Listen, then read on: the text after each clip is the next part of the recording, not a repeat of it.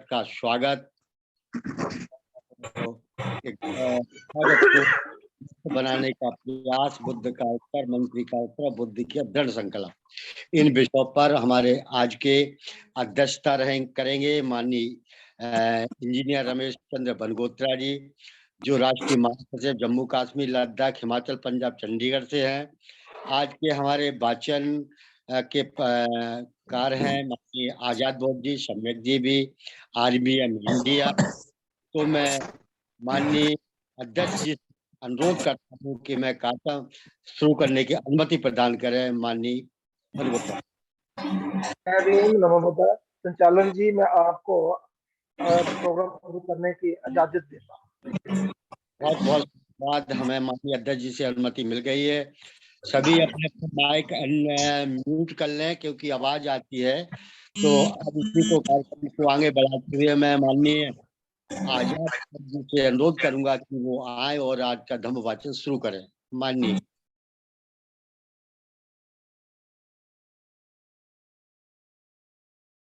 माननीय संचालक महोदय एवं अध्यक्ष महोदय, संसार की समस्त मानव जाति को समानता, स्वतंत्रता, बंधुत्व एवं न्याय की शिक्षा देने वाले महाकारुणिक तथागत गौतम बुद्ध, इस शिक्षा का पूरे संसार में प्रचार प्रसार करने वाले महान सम्राट अशोक, सामाजिक क्रांति के जनक महामानव ज्योतिबा फुले, प्रथम महिला शिक्षिका महामानव सावित्रीबाई फुले, द्वितीय महिला शिक्षिका महामानव फातिमा शेख, आरक्षण के जनक महामानव छत्रपति साहूजी महाराज, परम पूज्य बोधिसत्व, संविधान निर्माता, ज्ञान के प्रतीक, विश्व रत्न बाबा साहब डॉक्टर भीमराव अंबेडकर, बहुजन नायक मान्यवर काशीराम साहब एवं इन्हीं के जैसे बहुजन समाज में जन्मे हुए सभी महामानवों को मैं अभिवादन करता हूं।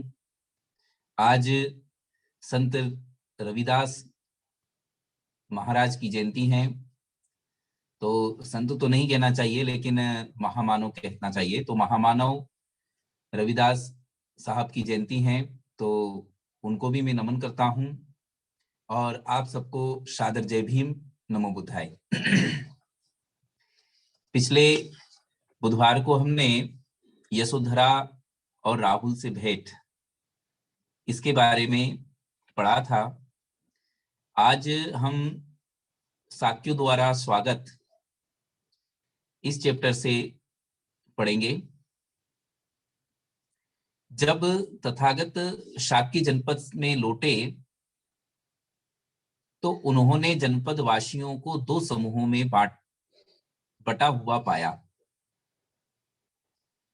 यानी जब तथागत गौतम बुद्ध उनके शाक्य जनपद में आए तो उन्होंने वहां के जो निवासी थे, जनपदवासी थे, उनको दो समूह में बटा हुआ पाया। यानी वो दो भाग में बटे हुए थे, एक अपने पक्ष में और दूसरा विरोध में।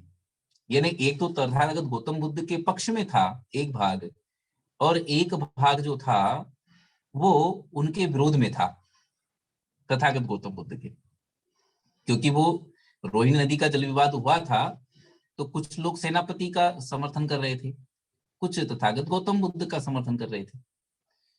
तो वो जो विरोधाभास था वो अभी भी वहां पर जारी था। इससे उन्हें शाक्य संघ के उस पुराने मतभेद की याद आई जब शाक्यों और कोलियों के बीच युद्ध के प्रश्न पर वाद विवाद हुआ था, जिसमें उन्होंने एक महती भूमिका निभाई थी। जो उस समय उनके विरोधी थे, उन्होंने अब भी उनके प्रति श्रद्धा व्यक्त करने और उनकी महानता को स्वीकार करने से इनकार कर दिया। और जो उनके पक्ष में थे, उन्होंने प्रति परिवार एक एक पुत्र उनके संग में दीक्षित करने का निर्णय लिया। वे कुल पुत्र संग में दीक्षित होकर तथागत के साथ वापसी में राजगृह की ओर चल दिए। यानी ये बहुत इम्पोर्टेंट बात यहाँ पर है कि जो उनके विरोधी थे वो तो आज भी उनका विरोध कर रहे थे, लेकिन जो उनके समर्थक थे उन समर्थकों ने ये निर्णय लिया कि प्रति परिवार यानी एक परिवार से एक एक पुत्र को संघ में दीक्षित करना है, यानी भिक्खु बनाना है। ये बहुत बड़ा डिसीजन था। यानी जो हम कहते हैं कि भिक्खु संघ के माध्यम से धम्म की क्रांति आई थी, तो वो भिक्खु संघ के माध्यम से धम्म की क्रांति तब आई थी जब शाक्य जनपद के लोगों ने प्रत्येक परिवार से एक एक पुत्र को भिक्खु संघ में दीक्षित करवाया था, तब जाकर के धम्म की क्रांति आई थी। तो इस बात से भी हमें सीखने की जरूरत है। आगे पढ़ते हैं। जिन परिवारों ने अपने यहां से एक एक पुत्र समर्पित करने का निश्चय किया था, उनमें एक परिवार अमितोदन का भी था। अमितोदन के दो पुत्र थे। एक था अनुरुद्ध, जिसका बहुत लाड़ प्यार और ऐश्वर्य में पालन पोषण हुआ था, और दूसरा था महानाम। महानाम अपने भाई अनुरुद्ध के पास गया और बोला, या तो तुम गृह त्याग करो या मैं करूंगा। अनुरुद्ध ने उत्तर दिया, मैं सुकुमार हूं, मेरे लिए गृहस्थी का त्याग करके बेघर हो जाना कठिन है, तुम गृह त्याग कर लो। लेकिन अनुरुद्ध, मैं तुम्हें बताता हूं कि गृहस्थी में क्या क्या करना पड़ता है। पहले तो तुम्हें खेतों में हल चलवाना होता है, जब यह हो जाए तब खेतों में बीज डलवाना होता है, जब यह हो जाए तब खेतों को पानी से सिंचवाना होता है, जब यह हो जाए तब पौधों की निराई करानी होती है, निराई गुड़ाई।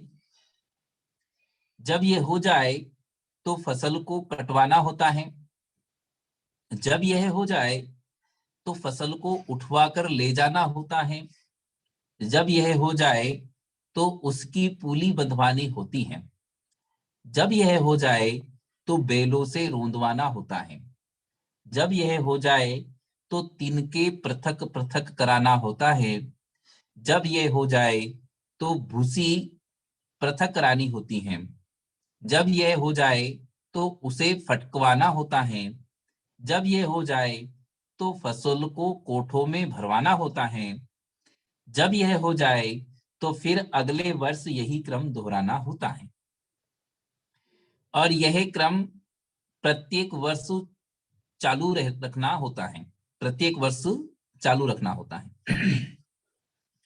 कार्यों का तो कोई अंत नहीं है, आदमी के कामों की तो कभी समाप्ति होती ही नहीं। ओह, हमारा श्रम कब खत्म होगा? ओह, हमारे काम कब समाप्त होंगे?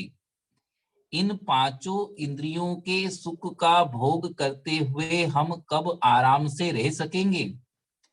हाँ प्रिय अनुरुद्ध, कार्यों का तो कोई अंत नहीं है, यानी कार्य कभी खत्म नहीं होते, हमारी मेहनत की समाप्ति तो कभी होती ही नहीं। अनुरुद्ध बोला, तो गृहस्थी के भार को तुम ही संभालो। क्योंकि ये सब सुनकर के अनुरुद्ध के हाथ पैर खुल गए, तो अनुरुद्ध ने महानाम से बोला कि गृहस्थी के भार को तुम ही संभालो, मैं ही घर से बेघर हो जाऊंगा। तब अनुरुद्ध अपनी माँ के पास गया और उनसे बोला, माँ, मैं गृह त्याग करके पबज्जित होना चाहता हूँ, मुझे ऐसा करने की अनुमति दीजिए। अनुरुद्ध के ऐसा कहने पर उसकी माँ ने उत्तर दिया, अनुरुद्ध, तुम दोनों मेरे प्रिय पुत्र हो, तुम दोनों में से मैं किसी में कोई दोष नहीं पाती हूँ। किसी दिन मृत्यु आने पर ना चाहते हुए भी मैं तुमसे अलग हो जाऊंगी, किंतु मैं जीते जी तुम्हें घर छोड़कर पबज्जित होने की अनुमति कैसे दे सकती हूँ? और अनिरुद्ध ने दूसरी बार भी यही याचना दोहराई और उसे वही उत्तर मिला। तीसरी बार फिर अनिरुद्ध ने अपनी मां से याचना की। उस समय साक के जनपद पर भद्दी राज्य करता था और वह अनिरुद्ध का मित्र था। अनिरुद्ध की मां ने यह सोचा कि भद्दी तो कभी अपने राज्य को छोड़कर जा नहीं सकता, इसलिए उसने अपने पुत्र से कहा, प्रिय अनिरुद्ध, यदि राजा भद्दिये गृह त्याग कर दे तो तू भी उनके साथ पबज्जित हो सकता है। तब अनिरुद्ध भद्दिये के पास पहुंचा और उससे बोला, मित्र, मेरी पबज्जा में तुम बाधक हो रहे हो। मित्र, भद्दी ने बोला, मित्र, यदि मैं बाधक हूं तो वे बाधा दूर होनी चाहिए। मैं तुम्हारे साथ हूं, तुम प्रसन्नता पूर्वक संसार का त्याग कर दो।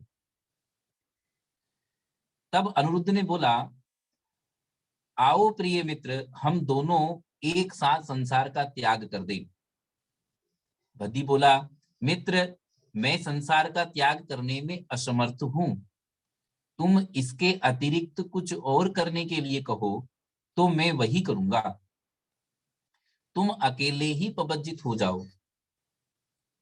तब अनिरुद्ध ने कहा, मित्र, मां ने मुझसे कहा है कि यदि तुम पबज्जित हो जाओ तो मैं भी हो सकता हूं, और तुमने अभी अभी कहा है, यदि मैं बाधक हूं तो वे बाधा दूर होनी चाहिए। मैं तुम्हारे साथ हूं, प्रसन्नता पूर्वक संसार त्याग कर दो। इसलिए मित्र, आओ हम दोनों ही एक साथ संसार का त्याग करें। तब शाक्य राजा भद्दी अनिरुद्ध से बोला, मित्र, 7 वर्ष तक प्रतीक्षा करो। 7 वर्ष की समाप्ति पर हम एक साथ पबज्जित होंगे। अनिरुद्ध ने बोला, मित्र, 7 वर्ष का समय बहुत लंबा है, मैं 7 वर्ष तक प्रतीक्षा नहीं कर सकता। भद्दी ने 7 वर्ष के काल को घटाकर 6 वर्ष कर दिया और इसी प्रकार समय कम करते करते 1 वर्ष प्रतीक्षा करने की बात कही, फिर 7 महीने, और इस प्रकार घटाते घटाते 1 महीना और अंत में 15 दिन प्रतीक्षा करने की बात कही। प्रत्येक सुझाव पर अनिरुद्ध ने एक ही उत्तर दिया, प्रतीक्षा के लिए यह समय बहुत लंबा है। तब भद्दी राजा बोला, अच्छा मित्र, 1 सप्ताह तो प्रतीक्षा करो, तब तक मैं अपने भाइयों और पुत्रों को राज्य सौंप दूंगा। अनिरुद्ध बोला, 7 दिन तो कोई लंबा समय नहीं है, इतने दिन तो मैं प्रतीक्षा कर लूंगा। तब साक्य राजा भद्दिये, अनिरुद्ध, आनंद, भृगु, किंबिल और देवदत्त, ये 6 लोग, इन्होंने चतुरंगिणी सेना को साथ ले वैसे ही घर से निकले जैसे वे पहले अपनी चतुरंगिणी सेना सहित उद्यान क्रीड़ा के लिए साथ साथ जाते थे। उपाली नाई भी साथ हो लिया। सब मिलकर इनकी संख्या 7 हो गई। कुछ दूर जाने पर उन्होंने अपनी सेना को लौटा दिया और सीमा पार कर साथ के जनपद में प्रवेश किया। उन्होंने अपने सुंदर गहने कपड़े उतारे, उनकी गठरी बनाई और उपाली से बोले, हैं अच्छे उपाली, तुम अब वापस कपिल वस्तु चले जाओ, तुम्हारे जीने के लिए यह सब पर्याप्त है। हम जाकर तथागत की शरण ग्रहण करेंगे। और वे आगे चल दिए। वे चले गए और कपिल वस्तु लूटने के लिए उपाली ने विदा ली।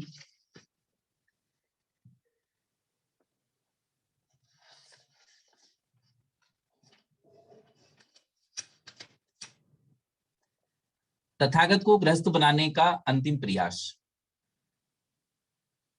शुद्धोधन ये सोचकर जोर जोर से रोए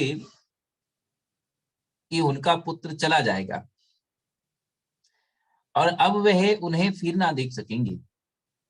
तब शुद्धोधन ने अपने मंत्री और अपने पुरोहित से कहा कि क्या वे जाकर उनके पुत्र सिद्धार्थ को मनाएंगे कि वे घर वापस रुककर अपने परिवार में सम्मिलित हो जाए। राजा की इच्छा के अनुसार घर के पुरोहित मंत्री के साथ गए और अभी जबकि बुद्ध रास्ते में ही थे उनके पास जा पहुंचे। उन्होंने यथोचित अभिवादन किया और उनकी अनुमति पाकर एक ओर बैठ गए। वृक्ष की छाया के नीचे बैठे तथागत को राजपुरोहित ने इस प्रकार संबोधित किया, हे राजकुमार, एक क्षण के लिए राजा की भावनाओं पर विचार करें, जिनका हृदय आपकी विदाई के तीर से बिंधा हुआ होने के कारण उनकी आंखों से आंसुओं की धारा बह रही है। उनकी इच्छा है कि आप फिर से लौट आए, वह तभी शांति से मर सकेंगे। मैं जानता हूं कि आपका संकल्प धम्म पर स्थित है और मैं यह भी जानता हूं कि आपका ये उद्देश्य अपरिवर्तित है, लेकिन इस प्रकार घर छोड़कर चले जाने से मेरा दिल दुख रूपी अग्नि की लपटों से जल रहा है। लौट आओ, क्योंकि आप कर्तव्य से प्यार करते हैं। कर्तव्य के लिए ही आप इस उद्देश्य को छोड़ दें। कुछ समय के लिए पृथ्वी के राज्य का आनंद भोगें, बाद में शास्त्र मत के अनुसार आप वन में जा सकते हैं। अपने दुखी संबंधियों की अवहेलना ना करें। सभी प्राणियों के प्रति करुणा रखना ही धम्म है। धम्म की साधना जंगल में ही नहीं होती, परिव्राजक नगर में रहकर भी मुक्ति लाभ कर सकते हैं। ज्ञान और आचरण ही धम्म के यथार्थ साधन हैं। समण वेश और वनवास तो केवल कायरता के घोतक हैं। सात्यराज दुख के सागर में डूबे हुए हैं। आपके कारण उत्पन्न दुख की लहरों में डूबे हुए हैं। समुद्र में डूबते हुए वृषभ की तरह उनकी स्थिति है। आप उन बेसहारा और आरक्षित राजा का उद्धार करें और उन रानी महाप्रजापति गौतमी के बारे में भी सोचे, जिन्होंने आपका पालन पोषण किया। आप उनकी तनिक भी चिंता नहीं कर रहे हैं, जो बिना बछड़े की गाय की तरह निरंतर शोक करती रहती हैं। निश्चय से आप अपने दर्शन से अपनी पत्नी को तो संतुष्ट रखना ही चाहेंगे, जो अपने पति के जीवित रहते हुए भी एक विधवा की तरह दुखी रहती हैं, अथवा एक हंसनी की तरह रहती हैं जिनका हंस उनसे बिछड़ गया है, अथवा उस हाथीनी की तरह हैं जिनका हाथी उन्हें जंगल में छोड़कर चला गया है।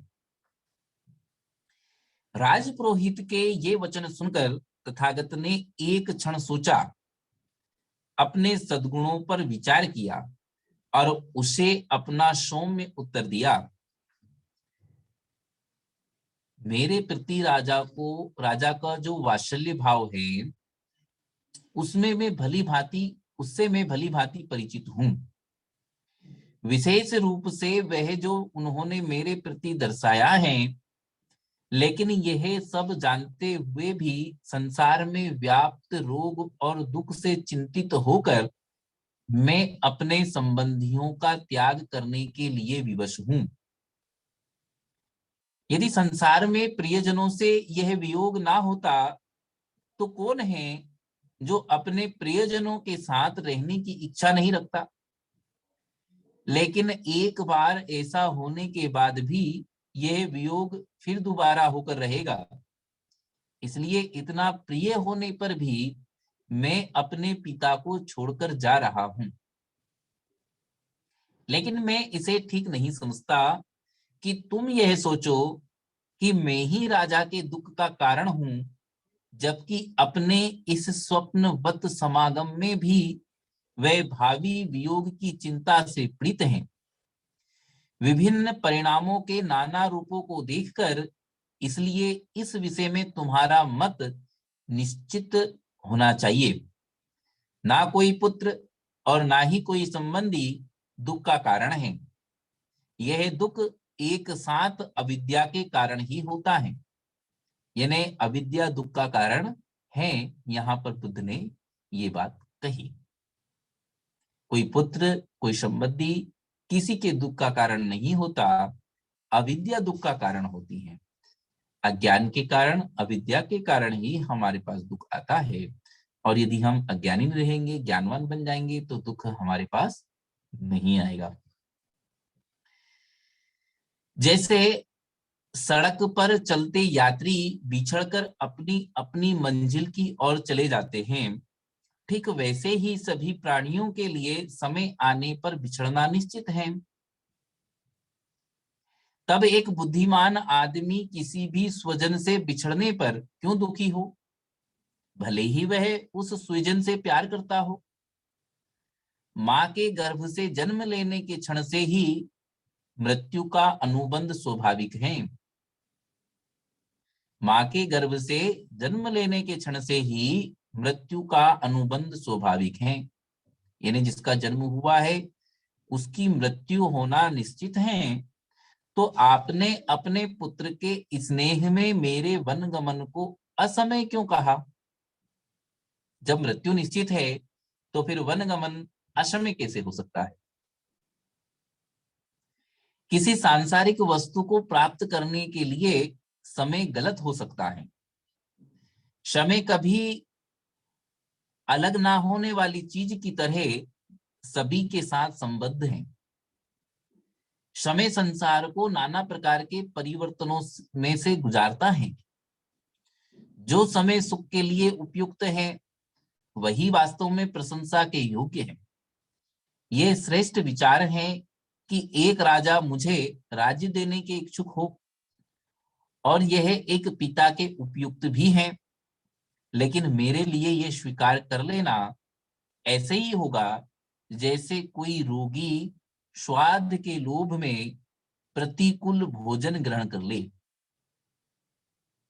किसी भी बुद्धिमान के लिए राज्याधिकार कैसे उचित हो सकता है?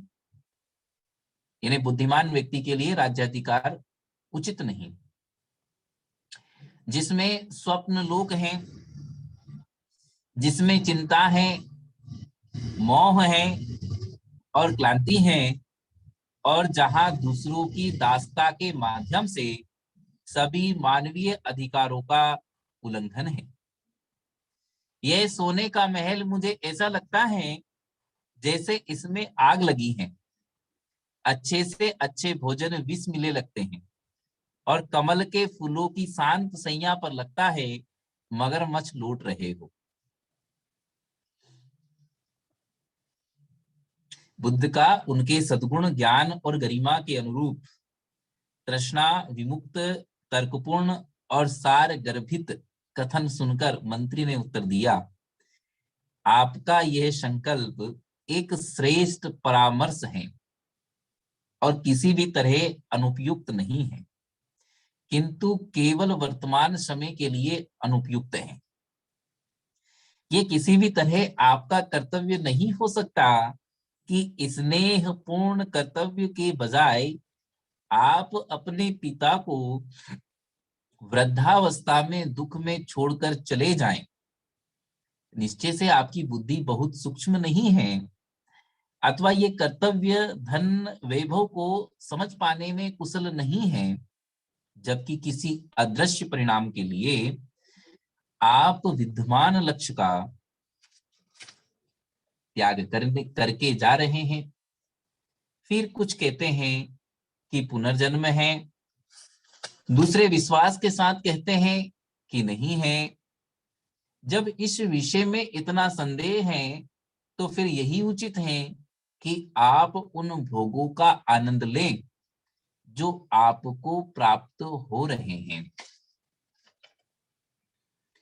यदि इस जीवन से अलग कोई कार्यकलाप है ही नहीं, तो फिर संपूर्ण संसार के लिए बिना प्रयास के मुक्ति निश्चित है। कुछ कहते हैं कि पुनर्जन्म है, किंतु वे मुक्ति की कोई संभावना नहीं मानते। उनका कहना है कि जैसे अग्नि स्वभाव से ही उष्ण होती हैं और पानी स्वभाव से ही तरल होता है, इसी प्रकार हम सभी स्वभाव से ही संसरणशील हैं। कुछ का मत है सभी प्रकार की वस्तुएं स्वभावज हैं, चाहे अच्छी हो, चाहे बुरी हो, चाहे सत हो, चाहे असत हो। और जब यह सारा संसार ही स्वभावज है, इसलिए भी हमारे सब प्रयास व्यर्थ हैं। जब इंद्रियों की प्रक्रिया निश्चित है और बाह्य पदार्थों की अनुकूलता प्रतिकूलता भी, तो फिर जिसका वृद्धावस्था और कष्ट से अटूट संबंध है, उसे कौन कैसे बदल सकता है?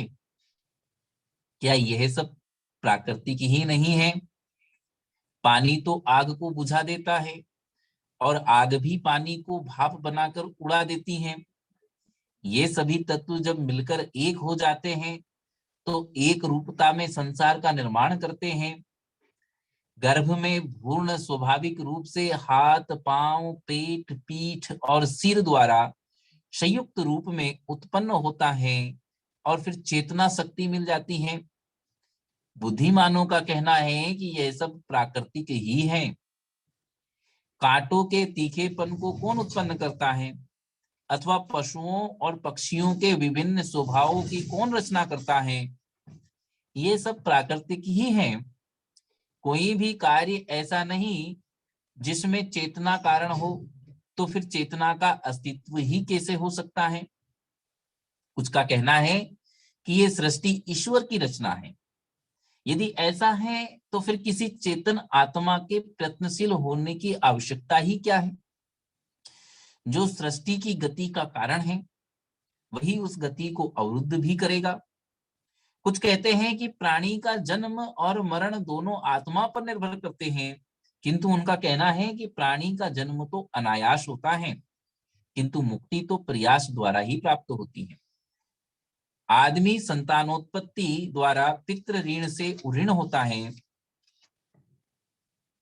पवित्र विद्या द्वारा ऋषि ऋण से, और बलियों यज्ञों द्वारा देव ऋण से। वह इन तीन ऋणों के साथ पैदा होता है। जो इन तीनों ऋणों से मुक्त हैं, वही वास्तव में मुक्त हैं। इसलिए नियमों के इस क्रम द्वारा बुद्धिमान व्यक्ति उसे मुक्ति का आश्वासन प्रदान करता है जो प्रयासरत होता है, और जो इस क्रम के बिना पूरी शक्ति के साथ भी मुक्ति के लिए प्रयास करते हैं, उन्हें केवल थकावट ही प्राप्त होती है। इसलिए है सौम्य तरुण, यदि मुक्ति की ही चाह है तो उचित ढंग से शास्त्र क्रम का पालन करो। इस प्रकार आपको भी मुक्ति प्राप्त हो जाएगी और राजा भी दुख से मुक्ति पा जाएंगे। और जहां तक आपको वन से दोबारा गृहस्थ में वापस लौट आने पर होने वाली बुराई की आशंका है, तो इस विचार से चिंतित होने की आवश्यकता नहीं है। पूर्व समय में भी लोग वन जाकर वापस गृहस्थ में लौटे हैं। उन्होंने बताया कि अम्बरीश, धूम्रकेश आदि लौटकर आए थे। यानी अम्बरीश पहले वनगमन गया था, उसके बाद परिव्राजक बना था और परिव्राजक बनकर के वापस वो गृहस्थ बना था। इसी प्रकार से एक धूम्रकेश भी था जो परिव्राजक बना था और वापस घर लौट करके वो वापस गृहस्थ बन गया। तो ये सारी बात प्रधानमंत्री के कहने के बाद बुद्ध ने अपना दृढ़ संकल्प उनको बताया। मंत्री के स्नेहपूर्ण और स्वामी भक्ति से भरे वचन सुनकर, जो उन राजा की आंखों के समान था, दृढ़ संकल्पी बुद्ध ने अपना उत्तर दिया, जो यथोचित और विषयानुसार था और जो ना ही जटिल था अथवा ना ही जल्दीबाजी में दिया गया था। कुछ अस्तित्व में है या नहीं, इस संदेह का निराकरण दूसरों के शब्दों में नहीं किया जाना चाहिए। गृह त्याग कर मैंने स्वयं सत्य को जान लिया है। इस विषय से संबंधित सत्य को मैं स्वयं ही ग्रहण करूंगा। मैं किसी भी ऐसे सिद्धांत को सही नहीं मान सकता जो अज्ञान आश्रित हैं। और जिसका सिर नीचे और पैर ऊपर की ओर है। मैं किसी ऐसे सिद्धांत को सही नहीं मान सकता जिसमें सैकड़ों बातों को यूं ही पहले से सही मान लिया गया। कौन बुद्धिमान आदमी किसी दूसरे पर आश्रित होकर किसी बात में विश्वास करेगा? मानव जाति तो एक अंधे की तरह है। मानव जाति एक अंधे की तरह है जो अंधेरे में दूसरे अंधे के पीछे चलने वाली है। लेकिन यदि मैं सत्य को ना भी देख पाऊं तो भी यदि भलाई और बुराई के विषय में संदेह किया जाता है तब भी आदमी का चित्त भलाई में ही लगा रहना चाहिए। सद्वृत्ति वाले के लिए थोड़ा व्यर्थ का परिश्रम भी कल्याणकारी ही होता है। लेकिन ये देखकर कि इस पवित्र परंपरा का कोई आधार नहीं है, उसी बात को ठीक समझो जो सही है और जो विश्वसनीय लोगों का वचन है। और विश्वसनीयता का अर्थ है गलतियों का अभाव। जो सर्वथा दोष रहित है वह असत्य का आलाप नहीं करेगा। और जो कुछ भी आपने मुझे घर लौट चलने के बारे में कहा है और जो उदाहरण आपने प्रस्तुत किए हैं वे प्रमाणिक नहीं हैं, क्योंकि कर्तव्य निश्चित करने के लिए तुम कैसे उन लोगों की प्रमाणिकता का उदाहरण कर सकते हो जिन्होंने अपने ही संकल्प को तोड़ दिया है। चाहे सूर्य पृथ्वी पर आ गिरे और चाहे हिमालय भी अपने स्थान से हट जाए तो भी मैं किसी स्थिति में इंद्रिय विषयोन्मुख होकर घर नहीं लौट सकता। मैं जलती हुई आग में प्रविष्ट हो जाऊंगा किंतु बिना अपने यानी मानव कल्याण के उद्देश्य को पूरा किए घर नहीं लौटूंगा। ये दृढ़ संकल्प बुद्ध का था कि मैं जलती हुई आग में प्रविष्ट हो जाऊंगा किंतु बिना मानव कल्याण के उद्देश्य को पूरा किए घर नहीं लौटूंगा। अपने संकल्प के अनुसार विरक्ति के साथ तथागत उठे और अपने मार्ग पर चल दिए। तथागत के दृढ़ संकल्प को सुनकर आंखों में आंसू भरे हुए वे दोनों मंत्री और पुरोहित आशा भरे नेत्रों से देखते हुए तथागत के पीछे पीछे कुछ दूर तक चले और फिर अपने दुख पर काबू पा लेने के बाद कपिलवस्तु लौट आए। राजकुमार के प्रति हृदय में प्रेम होने के कारण और राजा के प्रति हृदय में भक्ति होने के कारण वे लौट पड़े, किंतु यदा कदा रुककर पीछे देखते भी जाते थे। वे ना तो उन्हें मार्ग पर जाते हुए देख सकते थे और ना ही उन्हें आंखों से ओझल होने देना चाहते थे, जो अपनी आभा से चमक रहे थे और सूर्य के समान पहुंच से परे थे। राजकुमार को घर लौटा लाने में असमर्थ होकर मंत्री और पुरोहित लड़खड़ाते कदमों से लौट आए। वे आपस में कह रहे थे, हम कैसे जाकर राजा को मुंह दिखाएंगे जो अपने प्रिय पुत्र के लिए ही तरस रहे हैं। तो बुद्ध का दृढ़ संकल्प था, इसलिए बुद्ध अपनी क्रांति को करने में सफल हुए और सामाजिक कल्याण का जो उनका उद्देश्य था उस उद्देश्य को भी वो पूरा कर पाए।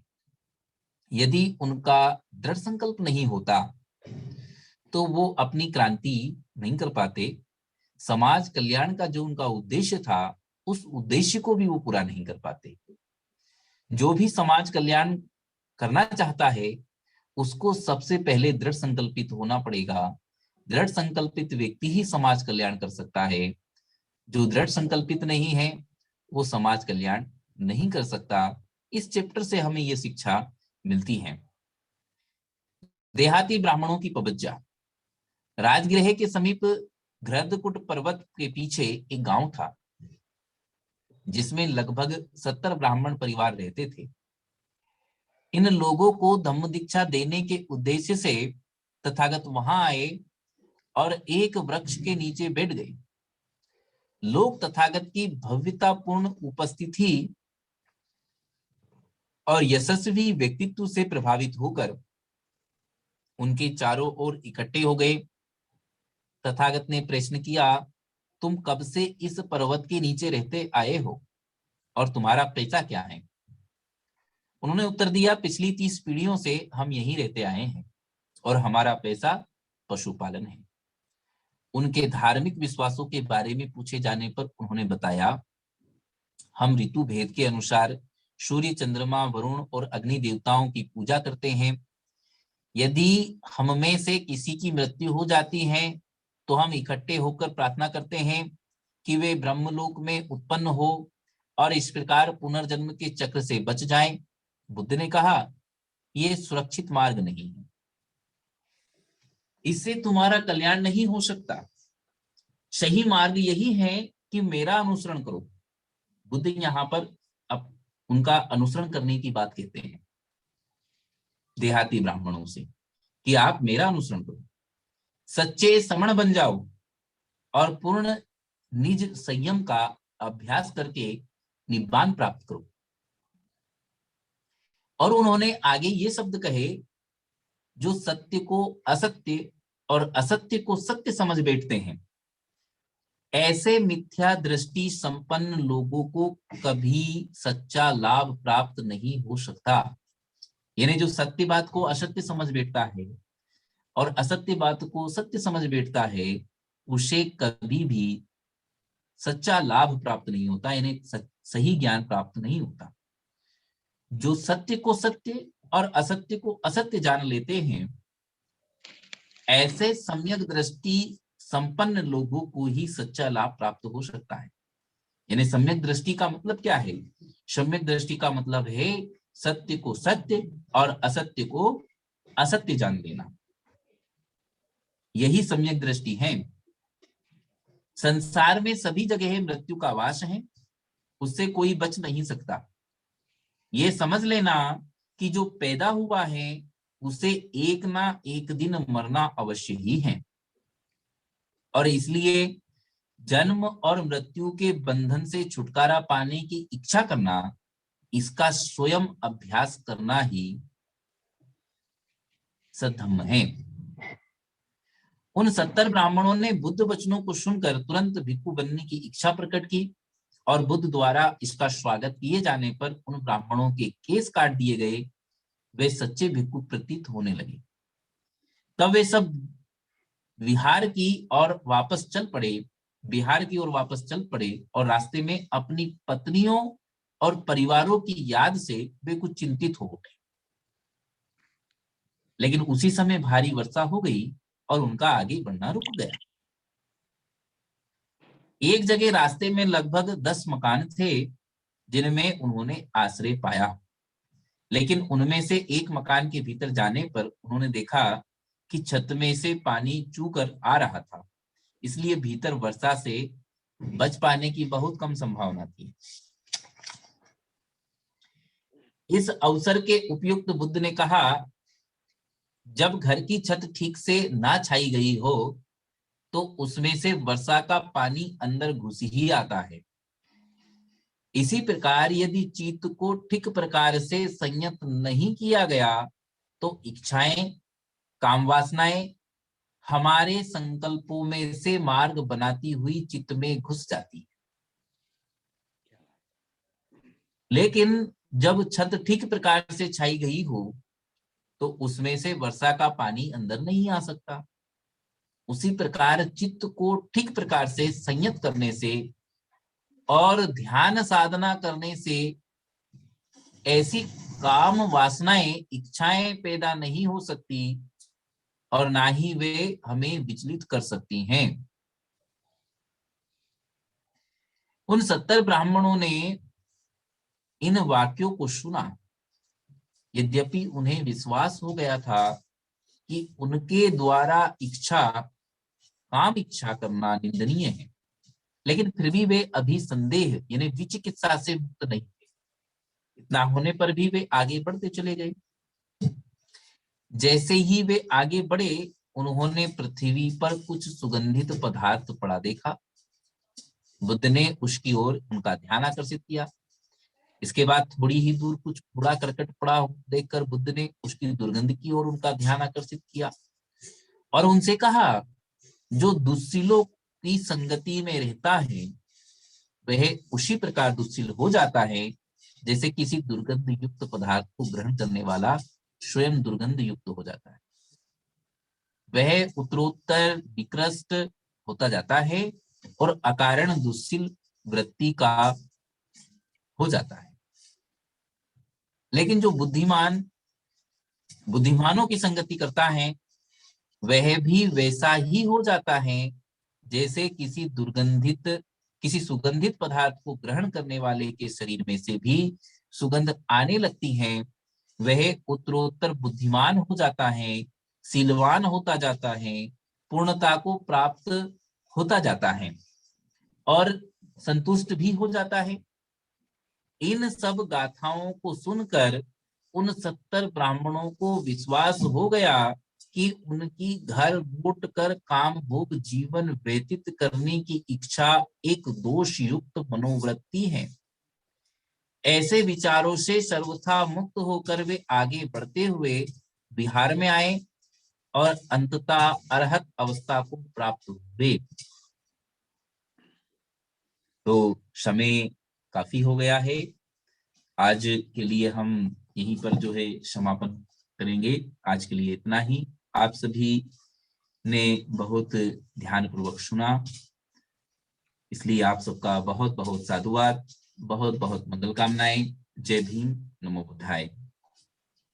बहुत बहुत साधुवाद माननीय सम्यक जी आपका, कि आपने आज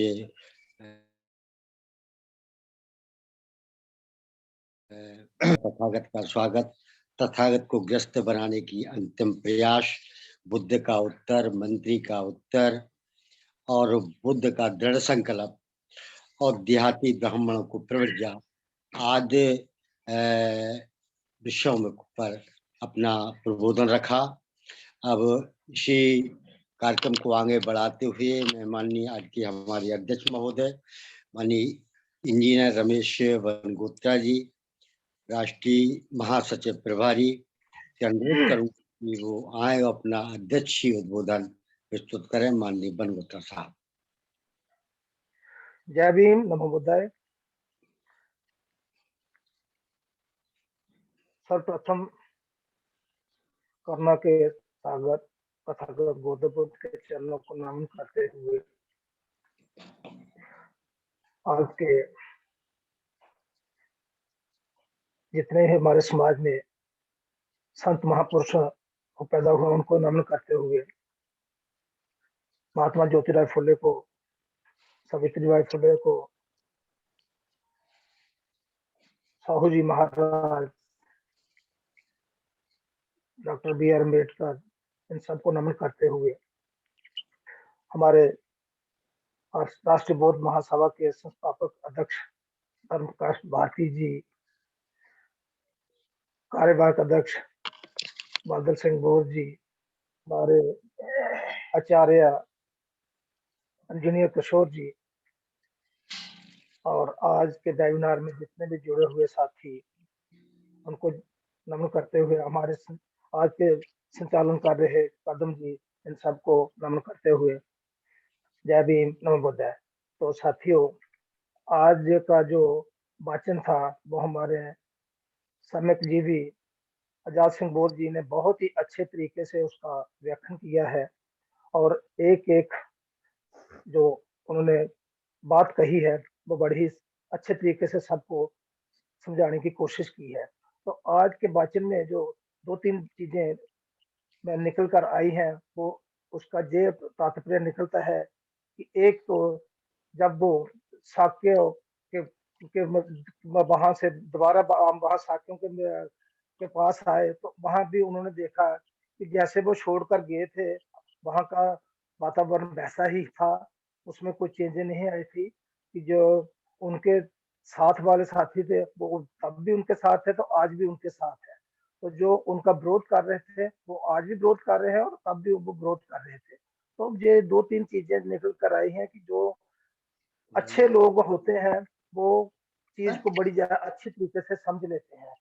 तो जैसे उन्होंने, जो अच्छे लोग थे, उन्होंने हर घर से एक एक सदस्य को भिक्षु बनाने के लिए तैयार कर दिया, तो उससे संगठन हमारा मजबूत हुआ।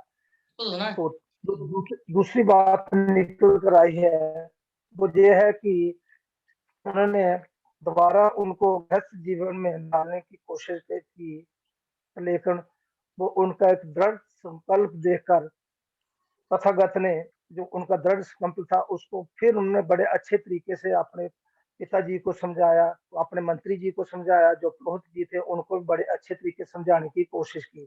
तो बड़ी इसमें स्पष्ट चीजें निकल कर आती हैं कि जो जैसे हम उन्होंने दो बेटे बताए, अनिरुद्ध और महानामा। तो उसमें भी क्या उन्होंने बड़े अच्छे तरीके से उसका व्याख्यान किया है कि घर में भी, गृहस्थी में भी काम करना कोई इतना आसान नहीं है। गृहस्थ जीवन भी बहुत ही मुश्किल है, इससे भी मुश्किल है जैसे आपका परिवर्तित करना, इससे भी ज्यादा मुश्किल गृहस्थ जीवन है। तो गृहस्थ जीवन को इतना आसान नहीं है कि जो मतलब आपको समझे कि इंसान गृहस्थ जीवन में भी रह कर तो अपने आप को सुखी समझेगा, वो सबसे कठिन है। लेकिन गृहस्थ जीवन में रह कर भी इंसान अपने आप को अच्छे तरीके में और अच्छे तरीके से उसको निवारण कर सकता है। ये इसमें दो चीजें जो निकल कर आई है। तो उसने अनिरुद्ध को भी बोला कि आप प्रवाजिक बन जाओ, लेकिन गृहस्थ जीवन बड़ा मुश्किल है। तो उसने माँ से पूछा, तो इससे एक और चीज स्पष्ट कर होकर आती है कि माँ से भी पूछा उसने, लेकिन माँ ने उसने बताया कि अगर आप प्रवाजिक बनना चाहते हो तो आपका जो राजा है अगर वो बन जाएगा तो मैं इसके लिए तैयार हूँ। तो उसने, उसके बेटे ने भी यही चीज समझी कि उसने माँ को भी कोई किसी चीज का ये नहीं सोचा कि माँ का मैं विरोध करूं, लेकिन उसने माँ की चीज, माँ की बात भी मानी और जाकर अपने मित्र जो राजा था उसको भी जाकर बताया कि भाई मैं जहाँ से आप मेरे लिए वादा मांग रहे हो, तो मैं ये जीवन को छोड़ना त्यागना चाहता हूँ, तो अगर आप मेरे साथ आओगे तो हम इकट्ठे जाएंगे। तो उसने उसने बड़े तरीके से उसको समझाने की कोशिश की कि मुझे इसमें टाइम लगेगा, मुझे 7 साल लगेंगे, फिर आते आते आते हफ्ते पर आ गए। तो एक अच्छे तरीके से उसने उसको समझाने, तो इसमें एक मित्रता भी बताई गई है कि मित्र ने भी कैसे उसका साथ दिया है। तो ये बहुत अच्छी चीजें जो मैंने आज मुझे सुनने में मिली है और मुझे बहुत ही अच्छी लगी है, और मैं साथ साथ पढ़ भी रहा था और सुन भी रहा था।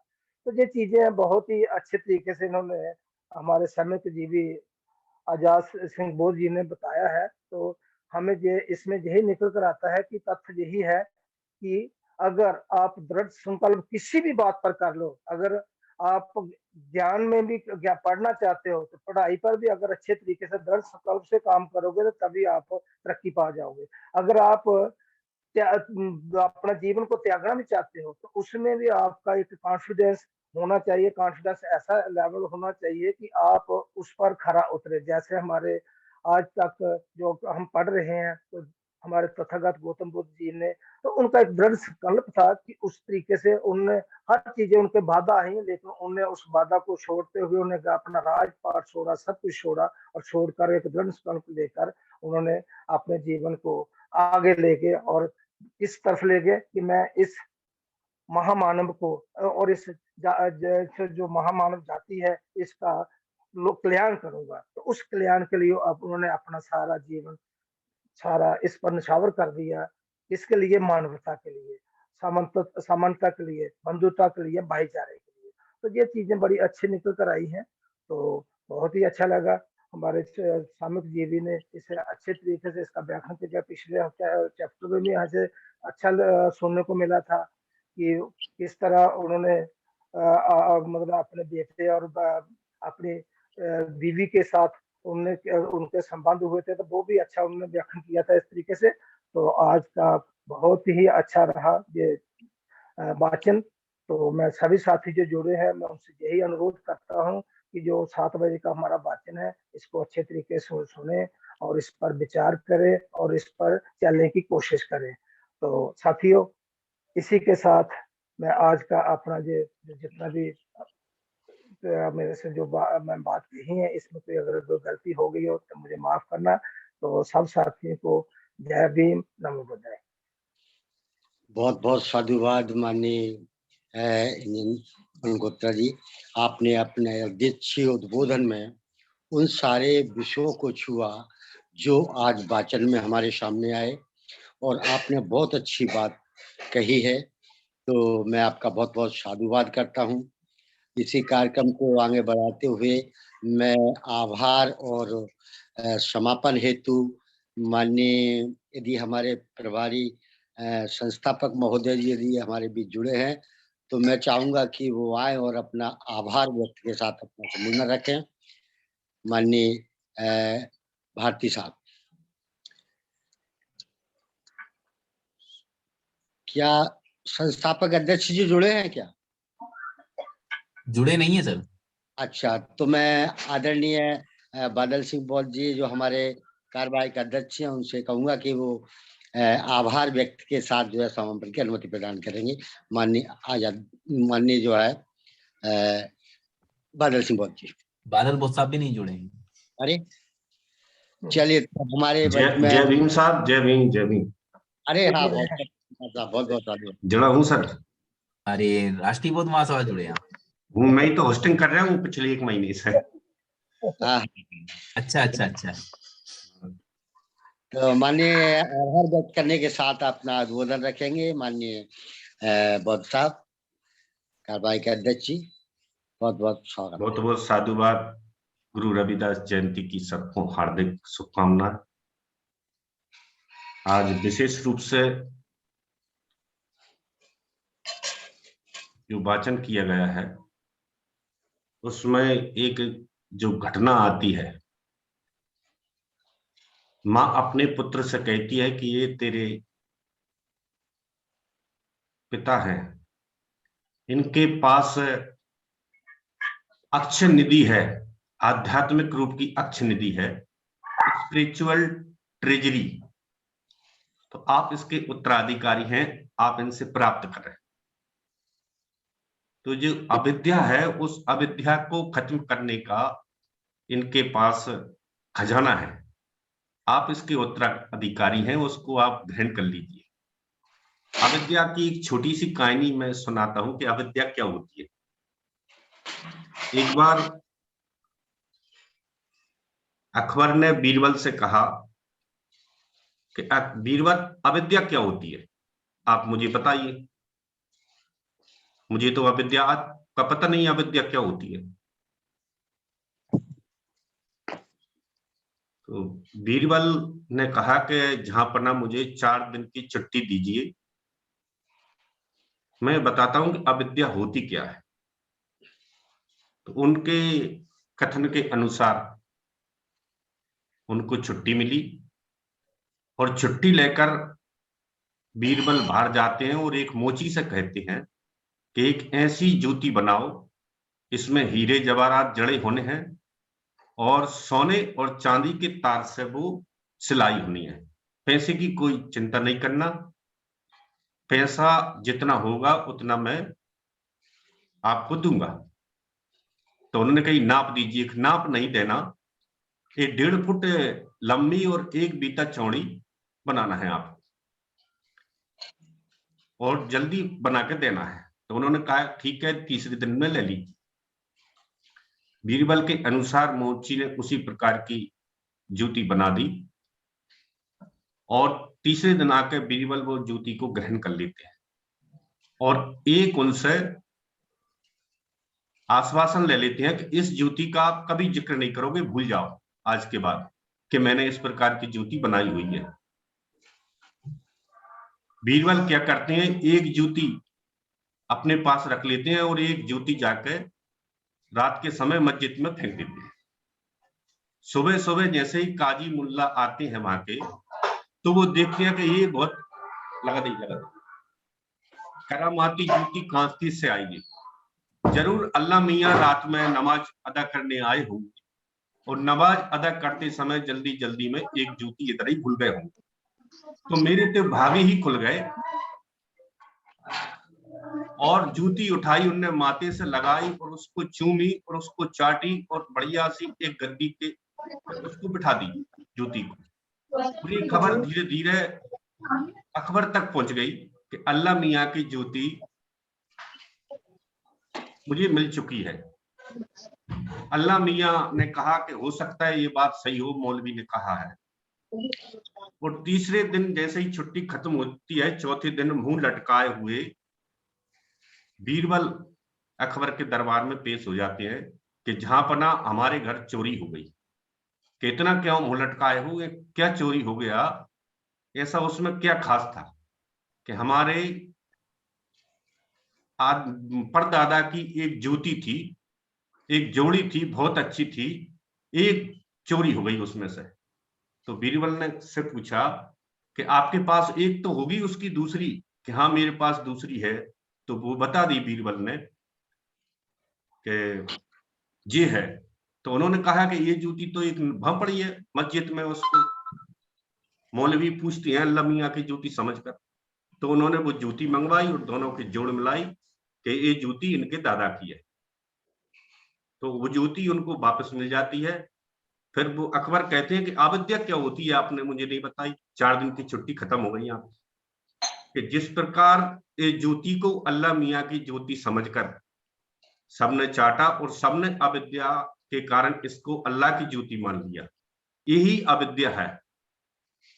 इस प्रकार से हमें जो सही थॉट है उसी थॉट को बाबा साहब के अनुसार बुद्धायन धम्मा में समझने को ये बातें मिलती हैं। इससे हमारी अविद्या का नाश होता है। इसे ही अविद्या खत्म करने के लिए हम एक बार बार इसके एक एक शब्दों पर चलाने का कार्य कर रहे हैं। और शेष समय मैं हमारे संस्थापक महोदय जी को देना चाहता हूं। सादर नमो बुद्धाय, जय भीम। साधु साधु साधु। बहुत बहुत साधुवाद माननीय कार्यवाहक अध्यक्ष जी, आपने बहुत अच्छा उदाहरण देते हुए अपनी बात को रखा है। अब इसी कड़ी को अंत में मैं माननीय हमारे अध्यक्ष जी जुड़े हुए हैं माननीय भारती साहब, तो संस्थापक जी से अनुरोध करूंगा कि वो आए और आभार स्वरूप अपने 2 शब्द कहें। माननीय धर्मप्रकाश भारती साहब। सभी संत गुरुओं के चरणों में नमन करते हुए आज पूजनीय संत शिरोमणि जी की जन्म जयंती है। इसकी बहुत बहुत शुभकामनाएं, सभी को मंगल कामनाएं मैं देता हूं। और मेरी गैर हाजिरी लग रही थी, इसलिए मैंने अपना नाम लिखा और मेरा माइक खुला नहीं था। मैं कोशिश कर रहा था, जब वीएल कदम साहब नाम अनाउंस कर रहे थे तो मैं कोशिश कर रहा था जुड़ने के लिए, मेरा माइक बंद था। तो आजाद बौद्ध जी ने हमारे बहुत ही अच्छा आज का वाचन किया है। और वाकई बुद्ध और उनका धम्म ज्ञान का अमृत का एक भंडार है, ज्ञान के अमृत का एक भंडार है। और ये अगर फिजिकली इसका वाचन हो और स्पेशलिस्ट इसका फिजिकली वाचन करें और एक एक शब्द की व्याख्या करके समाज के बीच में अगर उसका प्रस्तुतिकरण करें, तो मैं ऐसा समझता हूं कि एक बहुत बड़ा तूफान परिवर्तन का, बदलाव का भारत में ही नहीं बल्कि पूरी दुनिया में खड़ा हो जाएगा। तो अच्छा है राष्ट्रीय बौद्ध महासभा के हमारे सभी जिम्मेवार साथी कुछ ना करने से कुछ कर रहे हैं। अभी बहुत कुछ नहीं कर रहे, लेकिन कुछ ना करने से कुछ तो कर रहे हैं। ये इसका परिवर्तन हो रहा है। और आज प्रजा में भी, भारत के लोगों में भी, और खास करके जो बाबा साहब डॉक्टर अंबेडकर को मानने वाले लोग हैं, उनमें मैं देख रहा हूं प्राय संपूर्ण भारत में संस्कारों में काफी परिवर्तन आ रहा है, काफी बदलाव आ रहा है। पहले जो लोग कभी बुद्ध की बात नहीं करते थे, बुद्ध को जानते ही नहीं थे, आज मैं देखता हूं कि उनके घर में चाहे किसी भी प्रकार का संस्कार हो तो भिक्षु ढूंढते फिरते हैं। सैकड़ों फोन मुझे आते हैं, साहब हमको भिक्षु दिलवाइए, हमको भंते जी दिलवाइए। मैं कहता हूँ क्या काम पड़ गया साहब? अरे वो हमारे बेटे का नामकरण होना है, उसका नामकरण होगा, गृह प्रवेश होगा, लगुन सगाई होगी, हमको उठावनी करानी है। और जो कभी तीन शरण और पंचशील के बारे में सपनों में भी नहीं सोचा था, जिस समाज ने, जिन लोगों ने, त्रिशरण और पंचशील होता क्या है, आज बड़ी खुशी होती है कि उनके भी कार्यक्रमों में, सामाजिक संस्कारों में, उनके व्यक्तिगत संस्कारों में लोग त्रिशरण और पंचशील का पाठ करते हैं। लेकिन ये थोड़ी स्पीड अभी मैं ऐसा महसूस करता हूं कि कम है। और हम सब लोग अगर मिलकर ये कोशिश करें, सच्चे दिल से, सच्ची तमन्ना से कोशिश करें और सांची के प्रोग्राम को वाकई हम एक ऐतिहासिक प्रोग्राम बना दें, तो मुझे लगता है कि ये बड़ी करंट की तरह स्पीड बढ़ जाएगी। करंट की तरह। मैं 1 मिनट लेके आपकी 1 मिनट और लूंगा। मैं इसका एक उदाहरण पेश करना चाहता हूँ। 2 जून 1995 तक हम उत्तर प्रदेश में पूरी ताकत लगा के 9% वोट प्राप्त कर पाए थे। 2 जून 1995 तक हमारा जो रिकॉर्ड था वो मध्य प्रदेश से भी पीछे था। मध्य प्रदेश 11% वोट पे था और उत्तर प्रदेश 9% वोट पे था। लेकिन 3 जून 1995 को जैसे ही बहन जी ने मुख्यमंत्री पद की शपथ ली,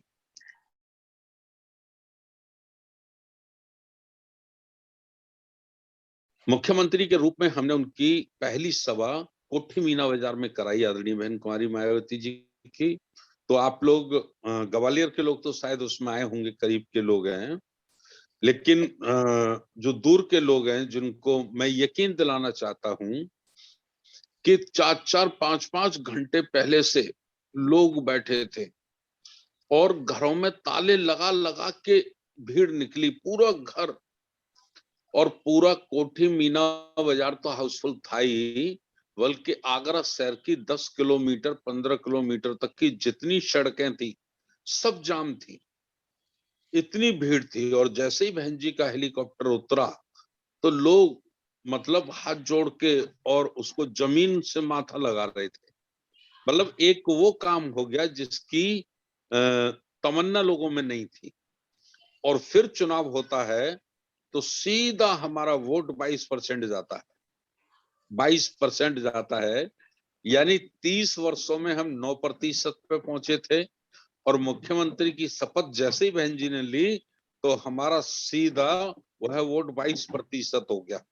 मतलब इसका कहने का तात्पर्य सिर्फ इतना है कि समाज का मनोबल एकदम हाई हो गया, एकदम बड़ा हो गया। और जो हमेशा बसपा की बुराइयां भी करते थे वो भी बसपाई हो गए, वो भी पक्के कट्टरपंथी वोटर हो गए। तो ये समाज का बुद्धिज्म को लेकर भी मनोबल टूटा है। काम अच्छा है, पवित्र है, लेकिन हो नहीं सकता, होगा कि नहीं होगा पता नहीं, कैसे होगा। तो इस किस्म की जो उनके अंदर चाहत है, तो अगर हम लोगों ने सांची में वाकई एक हिस्टोरिकल ऐतिहासिक प्रोग्राम कर दिया, सज्जा धज्जा से, भीड़ से, व्यवस्थाओं से, तो मुझे ये लगता है कि करंट की तरह जैसे बहन जी के मुख्यमंत्री बनते ही हमारा वोट प्रतिशत एकदम हाई हुआ था, वैसे ही हमारा ये संस्कारों में और बुद्ध के प्रति लगाव भी करंट की तरह एकदम बढ़ेगा, पूरे देश में बढ़ेगा, ऐसा मैं महसूस करता हूं। और पुनः आज के संचालक वीएल कदम साहब, हमारे वाचक संबेक जी आजाद बौद्ध जी, अध्यक्षता की हमारे जम्मू कश्मीर के राष्ट्रीय महासचिव साथी इंजीनियर रमेश चंद बनगोत्रा साहब ने, और जितने साथियों ने भी प्रोग्राम ये सुना, सभी का मैं बहुत बहुत आभार व्यक्त करना चाहता हूं और सभी का बहुत बहुत साधुवाद। नमो बुद्धाय, जय भीम। बहुत बहुत साधुवाद माननीय संस्थापक महोदय जी, आपने बहुत अच्छी बात रखी और सभी लोगों ने बड़े ध्यानपूर्वक सुना है। अब मैं सभी समय हो गया है,